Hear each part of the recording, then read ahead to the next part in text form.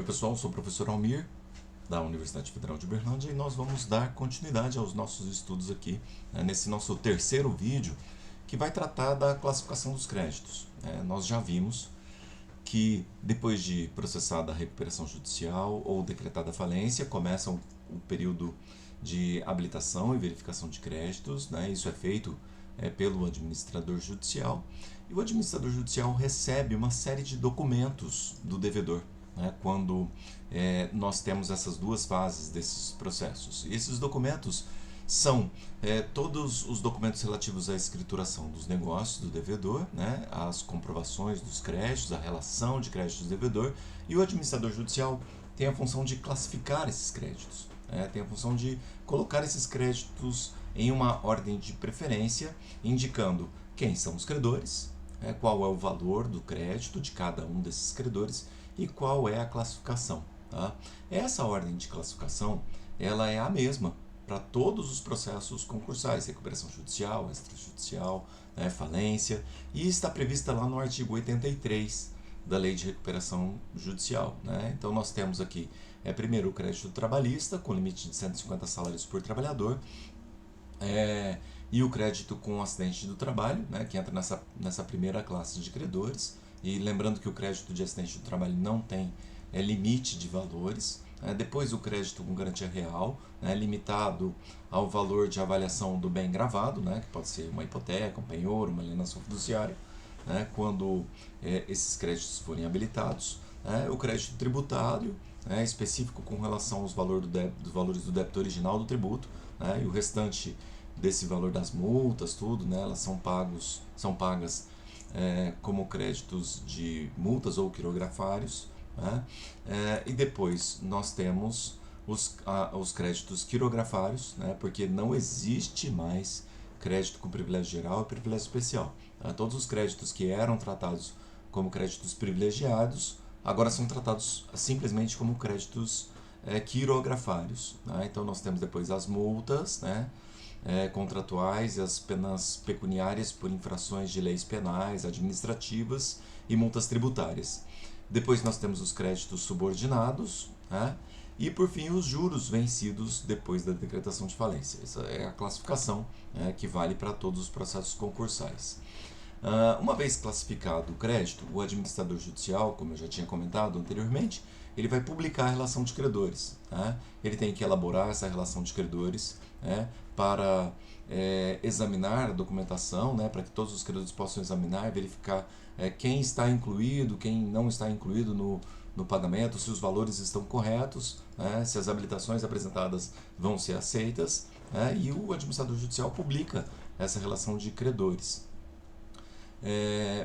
E depois disso, de que todas as habilitações estão organizadas adequadamente, essa publicação da relação de credores pode sofrer objeções, eventualmente sobre cálculos e classificações. Então nós vamos ter mais ou menos um período de 45 dias entre a nomeação do administrador judicial e a publicação da relação de credores. E se eventualmente os cálculos estiverem incorretos ou a classificação estiver incorreta, é possível que os credores apresentem alguma objeção. E se não for o caso, se algum crédito tiver que ser excluído, ou se ele foi incluído indevidamente, ou se nós quisermos uma nova habilitação, ou se aquela classificação tem que ser impugnada, é possível também apresentar esse pedido de impugnação à relação de credores, que vai se tratar de um processo incidente, que tem por fim obstar a habilitação de um crédito, ou então, por exemplo, apontar a ausência de algum crédito, ou manifestar contra a legitimidade, a importância, a classificação de algum crédito que foi relacionado na relação de credores do administrador. Quem pode fazer essas impugnações?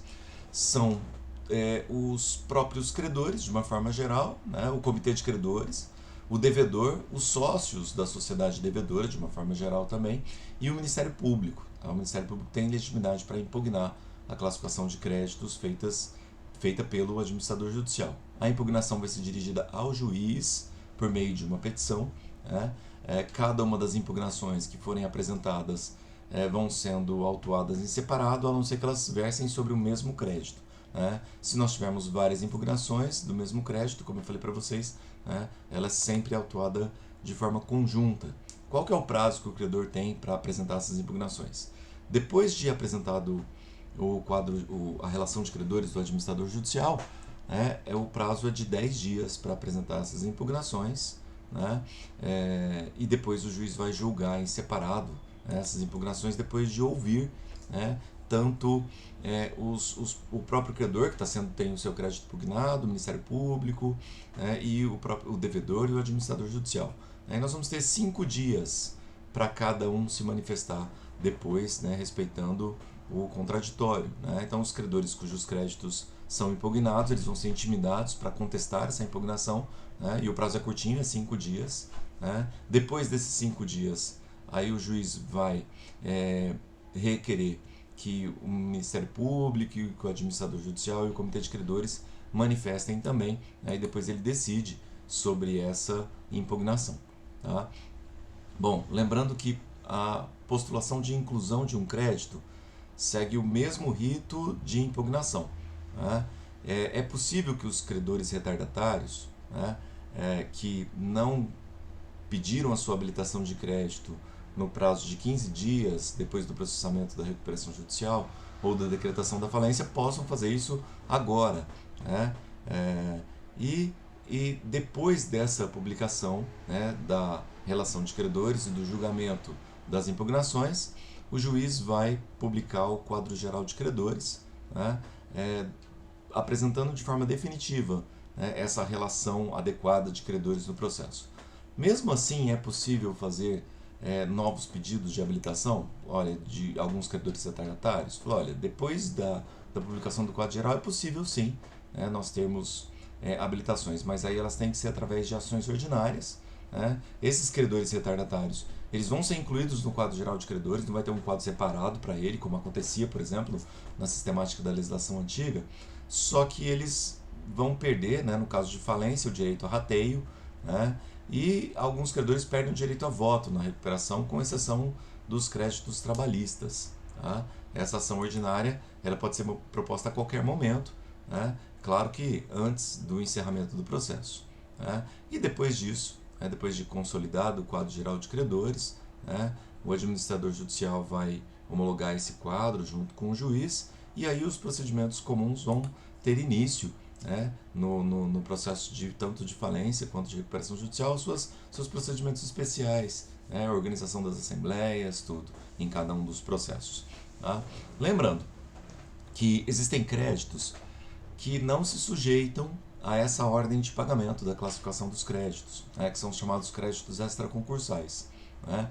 Estes créditos eles têm que ser pagos em preferência aos créditos do concurso de credores. Tá? Que créditos são esses? As despesas, né, de pagamento antecipado indispensável para a administração da falência, né? Alguns créditos trabalhistas, né, de natureza estritamente salarial, vencidos nos 3 meses anteriores ao pedido de falência, né, que são limitados a 5 salários, valores que eventualmente foram entregues para o devedor, né, do financiador na recuperação judicial, crédito em dinheiro, né, objeto de restituições, remuneração do administrador judicial, obrigação de atos jurídicos que foram praticados, né, durante a recuperação ou após a falência, quantias que foram fornecidas para a massa falida, despesas de arrecadação, administração, realização do ativo por parte do administrador judicial, as custas judiciais e algum tributo cujo fato gerador seja posterior à falência. Todos esses créditos que eu falei agora são considerados créditos extraconcursais e, como eu falei, eles devem ser pagos com preferência aos créditos indicados no quadro geral de credores. Meus caros alunos, então com isso nós encerramos essa aula 3. Tá? Bons estudos para vocês.